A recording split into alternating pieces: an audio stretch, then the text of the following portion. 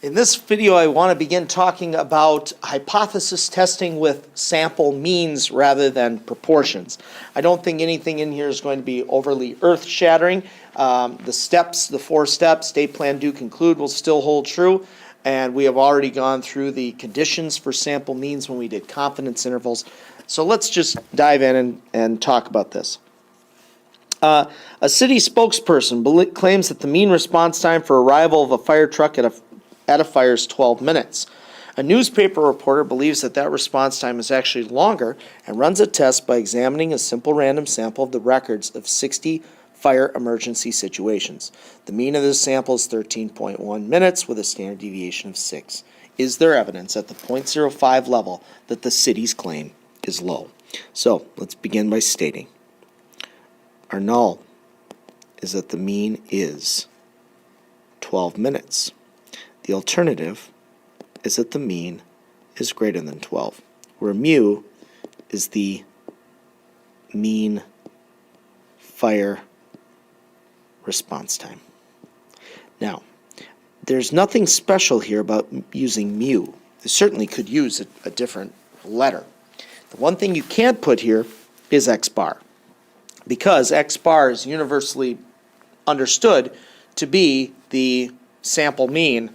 We know the sample mean is 13.1, so it's ridiculous to say it's 12 or greater than 12. We know what it is. Okay? Plan. Well, we're going to use what's called a t-test. Remember, t is for when we have information about a sample deviation, and we're testing sample means. So we're going to use a t-test.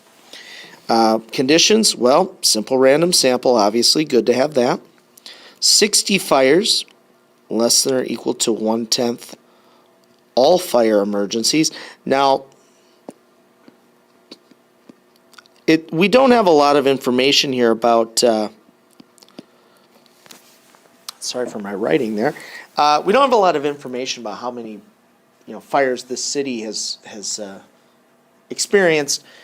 If hopefully it's a large city.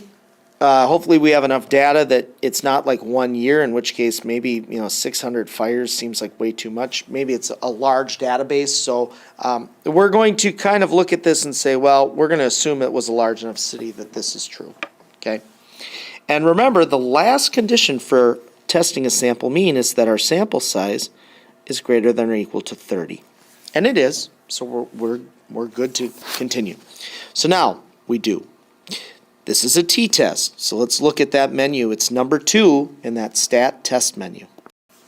All right, so let me show you where you go to the t-test. As I said, it's number 2. I've got statistics. I don't have individual data.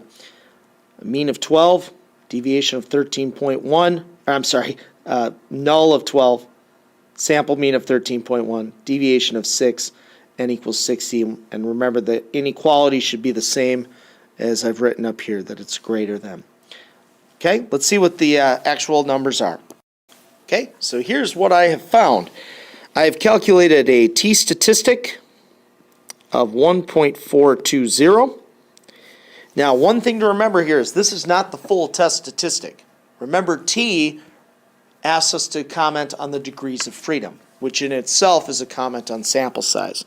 Remember, degrees of freedom, it is always one less than the sample size. So our sample size of 60 had 59 degrees of freedom. To say 1.420 without degrees of freedom is an incorrect statement of the test statistic. So drill that into your mind that you must report the degrees of freedom. Our p-value is 0.0804. Okay, so let's make a conclusion based on that.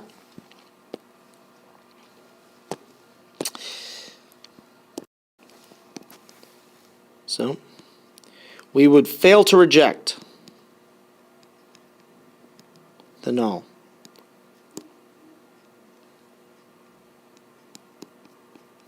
And the reason, of course, our p-value, 0.0804, is larger than that 0.05 that we were given. So what does that mean in context? It means that we do not have enough evidence to say that the city's claim of 12 minutes is false. Now, I wanted to just briefly talk about the actual calculation of the t statistic. Okay, the actual calculation for t is how far, just like z statistic, the sample mean is from the population. So for us, that would be 13.1 minus 12. And then how many deviations away it is. So for us, that's it's the sample deviation over square root of n. So for us, again, it would be 13.1 minus 12 divided by 6 over the square root of 60.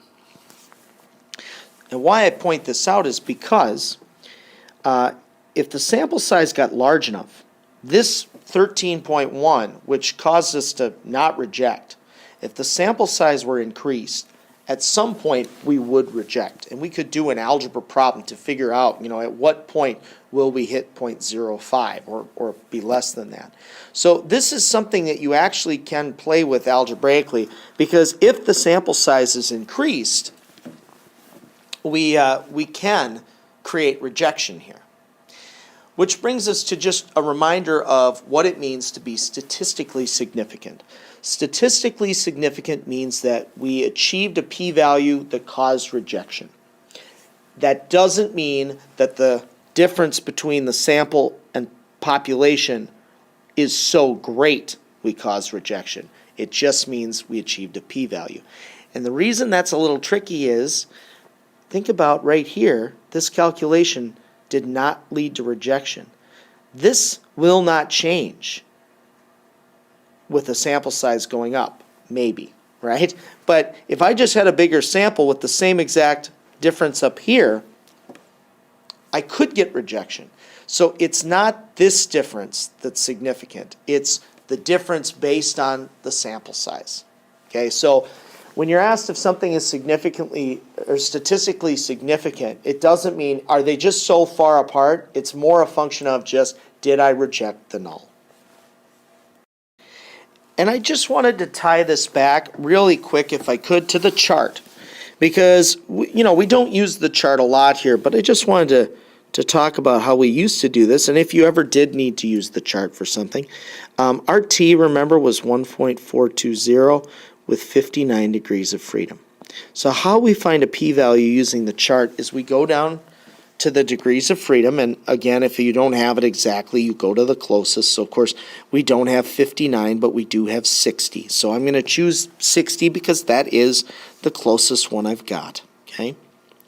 Then I go to the two numbers that border my t statistic of 1.42.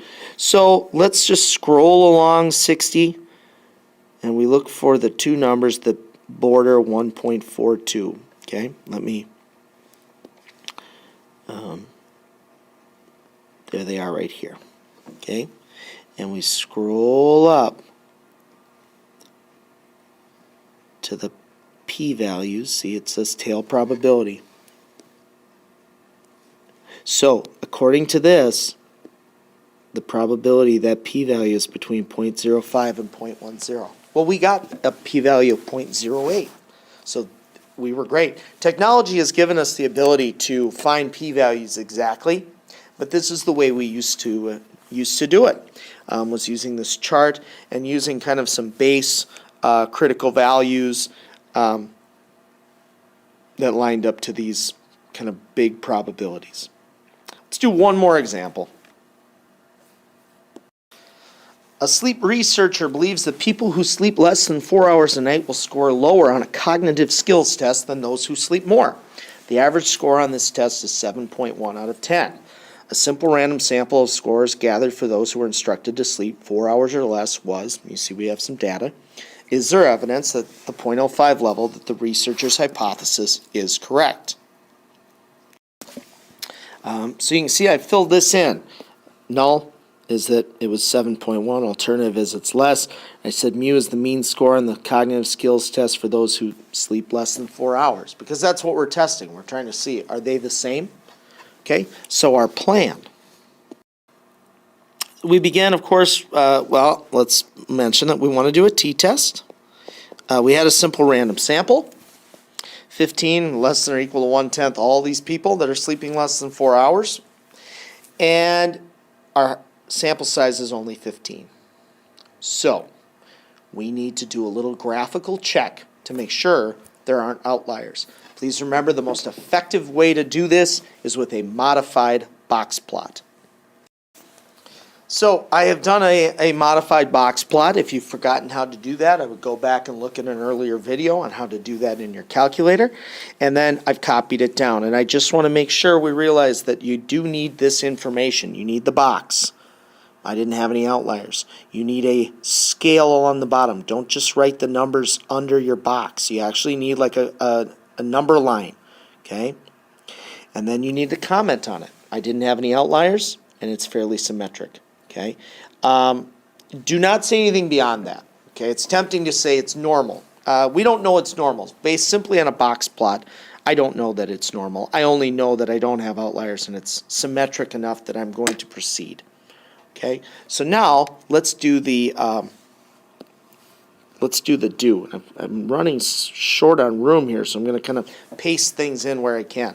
So again, we're doing a t-test. Let me show you what that looks like. So I went to t-test in my menu. This time I did have the data. The null was 7.1. The list is, my data is in list 1, and make sure the inequalities agree. And I calculate. So here's my work from here. So T was negative 5.12 with 14 degrees of freedom because I have a sample size of 15. My p-value, oh my goodness, it's small, 7.8 times 10 to the negative 5th. So my conclusion, if I can fit this in somewhere, I would reject the null. P is way less than 0.05. And then in context, that means that I'm going to create myself a little more room here. So let me continue my conclusion down here. We have evidence that the researchers' hypothesis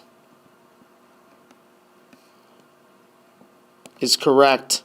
I'm running out of room, so I'm going to just kind of say this in words. Remember, the researchers' hypothesis was that if you slept less than 4 hours, you would do poorly on this test, this cognitive skills test. We have evidence that that researcher is correct because we've rejected the null, so we believe you will get a lower score. So what I wanted you to see in this problem was the fact that we had to do a graphical check. Don't forget that for small sample sizes.